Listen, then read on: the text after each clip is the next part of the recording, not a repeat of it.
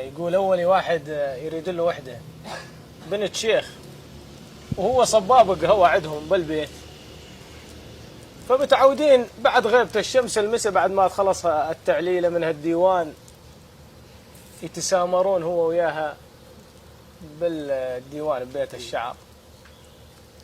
يوم من الأيام قاعدين ويتسولفون وخذاهم الوقت فقال لها قومي روحي هسه يجي ابوك ما ظل شيء على الفجر يطلع واريد اجهز القهوه. المهم ما قنعت، ظلت تسولف، حسوا انه جاي صوت جاء عليهم انه حدا جاي، اثار ابوها جاي على الديوان. ما عاد تعرف وين تروح، قامت تغطت معاه بالحاف تغبت جوا.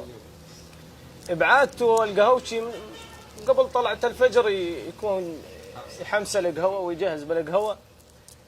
فات الشيخ على الديوان شاف القهوتشي نايم ومو لسه مو مجهز القهوة ومو من عادته. قال والله ماني مقعده، أخاف إنه مرضان أو تعبان، خلوا نايم. ظل نايم وقعد هو بيت الشعر. مرحبا مرحبا، جاء ضيف قاعد مع الشيخ، الثاني الثالث، فوق 10 صاروا قاعدين مع الشيخ، وهذا نايم وحبيبته متغبية معاه بالحاف، ما عاد يعرف شو يريد يسوي. قالوا وش بيه فلان اليوم اشوفه نايم لا بيه قهوة ولا شيء؟ قال والله يمكنه مرضان. قالوا فلان ايش بيك ما بيك؟ طلع راسه وقال بيت ابو ذية، قال تتن يحرق بدلالي سعالي، تتن يحرق بدلالي سعالي، غريب وما حد من اهلي سعالي. سكت. واحد من الموجودين خويه يعز عليه حيل وهو من نفس القبيلة خويه، افتهم لغز البيت، قب هم قاعدين حواليه يفكرونه مرضان، راح على بيته صديقه، جاب غاز وكب على بيت الشعر بيته، عباه غاز كب عليه. قال لمرته هسه انا رايح على بيت الشيخ، بس وصلت غادي علقين البيت تورينه. قالت شلون؟ قال مثل ما اقول لك بساعة. راح شافته فات وقعد، والدنيا صارت ضحوية.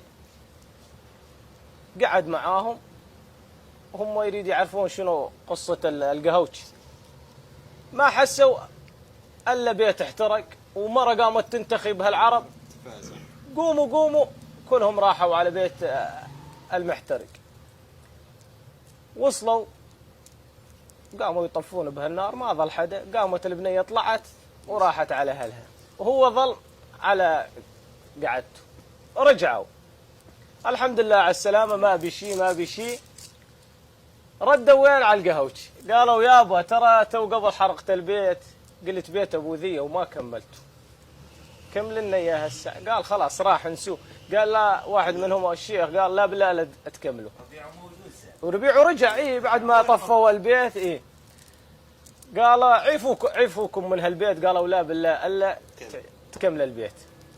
تتن يحرق بدلالي سعالي، تتن يحرق بدلالي سعالي، غريب ومحد من اهلي سعالي، خوي او الدنه سعالي، حرق بيته لجل يستر علي.